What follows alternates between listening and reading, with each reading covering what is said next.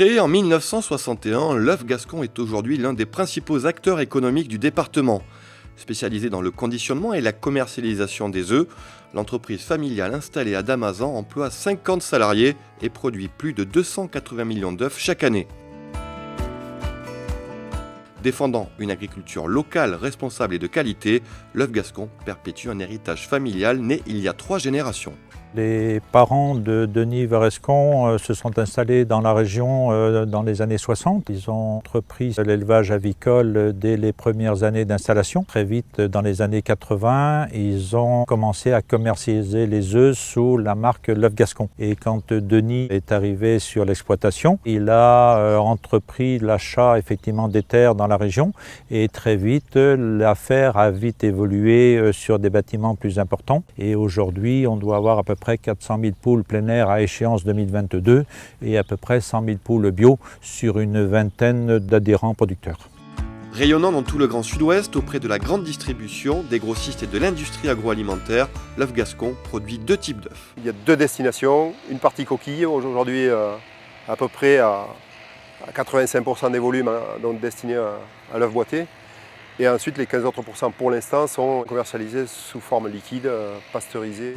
De plus en plus demandé, l'œuf liquide entier d'origine garantie est produit dans une casserie ultramoderne capable d'atteindre une capacité quotidienne de 10 tonnes.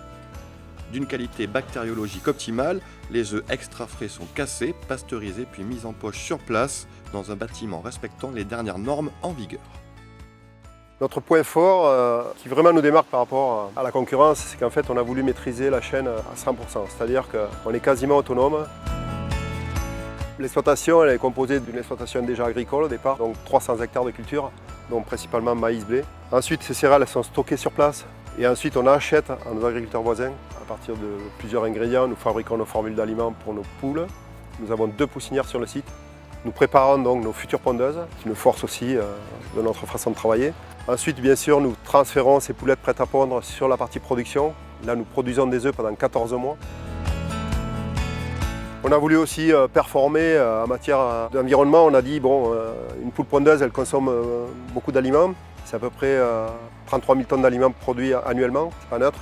Et bien sûr, une poule, elle fait des déchets entre guillemets, on appelle ça la fiente de poule. Et on a monté un petit outil, on transforme en fait ces fientes par un système de séchage. On utilise l'air chaud des bâtiments pour pouvoir sécher ces fientes. C'est quand même un tonnage assez représentatif de 7 000 tonnes annuelles.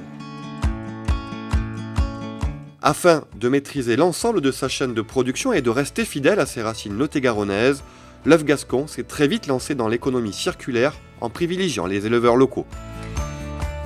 Donc nous sommes partis sur un système poules pondeuses volières, où c'est que nous avons 35 000 poules pondeuses. On a fait des jardins d'hiver pour que l'hiver, quand il pleut, elles puissent quand même sortir, se promener et rester à l'abri.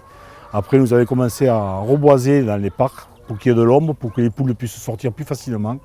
Et nous avons un parc de 14 hectares exclusif rien que pour les poules. L'œuf gascon, c'est celui qui me fait l'aliment, donc il me livre 2 fois par semaine, je les vois. Quand il vient chercher les œufs, c'est pareil.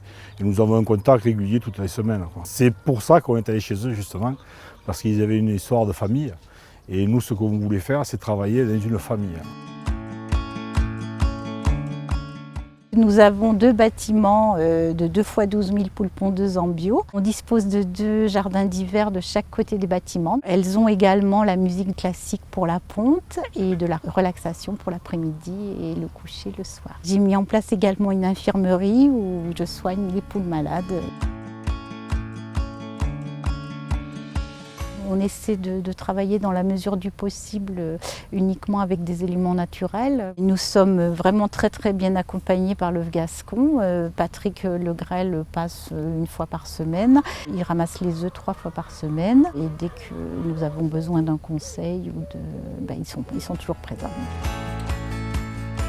On aide énormément aujourd'hui d'agriculteurs à s'installer pour se lancer sur la production de poules pondeuses. Il y a une véritable opportunité dans le monde agricole d'évoluer sur ce type d'élevage, avec un élevage qui est moins contraignant. L'œuf gascon s'engage à garantir des revenus confortables à nos agriculteurs voisins, de manière à développer une agriculture solidaire autour de chez nous. Depuis sa création, il y a plus de 50 ans, l'œuf gascon a su évoluer au gré des habitudes de consommation, tout en maintenant un très haut niveau d'excellence de ses produits. Entreprise innovante et tournée vers l'avenir, l'œuf gascon développe ainsi de nouveaux projets.